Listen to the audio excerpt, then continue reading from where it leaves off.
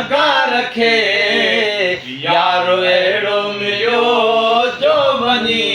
ख़ैर थिया प्यार मिलंदो मूंखे आसरो ई न हो प्यार मिलंदो मूंखे आसरो ई न हो प्यारो अहिड़ो मिलियो जो वञी ख़ैर थिया ॿियो मुबारक मिड़ी मूं गुनहगार खे यारो अहिड़ो मिलियो जो वञी ख़ैर समूजे हली आयो भाग मुंहिंजा भला थिया भली आयो ओ दिलरुबा दे समूजे हली आयो भाग मुंहिंजा भला थिया भली आयो मुंहिंजी दिल मुंहिंजे दीदुन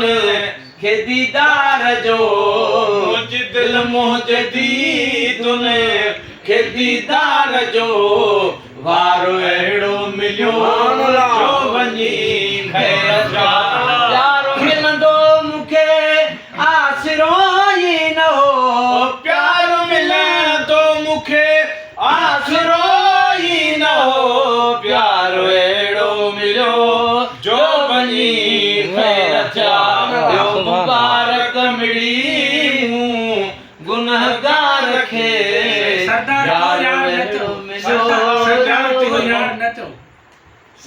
सरदार चो यार न चो उनमें फारसी में यार माना मददगार ऐं असांजी सिंधी में उनखे ग़लति माना कई वई आहे ऐं आहे फारसी होॾो मुबारक मिड़ी मूं आज गुलाम जी करोड़ जी ॻाल्हि आहे आम जी भेण होॾो मुबारक मिड़ी मूं गुनहगार खे यारो अहिड़ो मिलियो जो वञी ख़ैर थिया ओ हाणे हारण जी हसरत न वीचारो हार छांजा मुंहिंजो यार ख़ुदि हारो हाणे हारन जी हसरत न वीचारो हार छांजा मुंहिंजो यार ख़ुदि हारो ओ हाणे हारण जी हसरत न वीचारो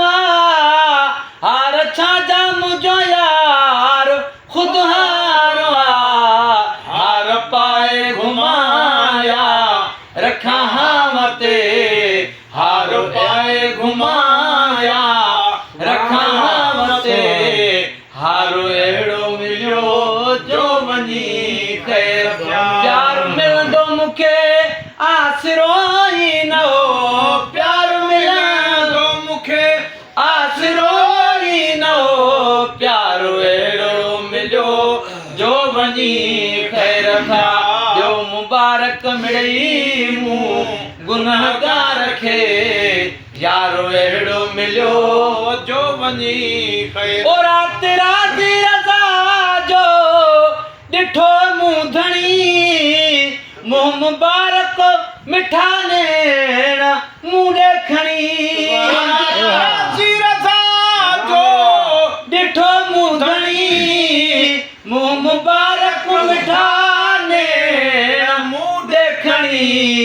मुंहिंजे नाले चयाई मूंखे बानड़ीअ मुंहिंजे नाले चयाई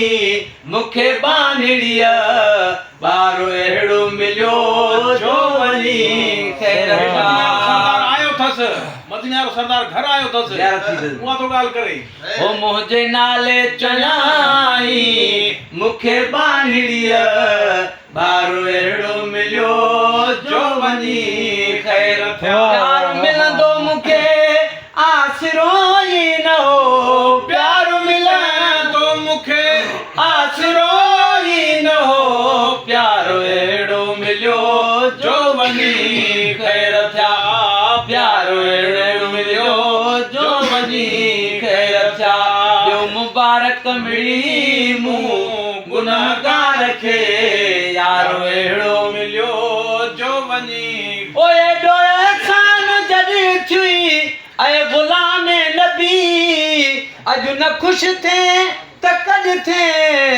गुलाम नबी ओ एॾो एहसान अॼु थी गुलाम नबी अॼु न ख़ुशि थे त कॾ थे गुलाम नबी जो मुलाक़ात महफ़िल टाइम थी यारो अहिड़ो मिलियो जो वञी जो मुलाक़ात महफ़िल जो टाइम थी यारो अहिड़ो मिलियो जो वञी ख़ैर थिया ॿियो मुबारक मिड़ी मूं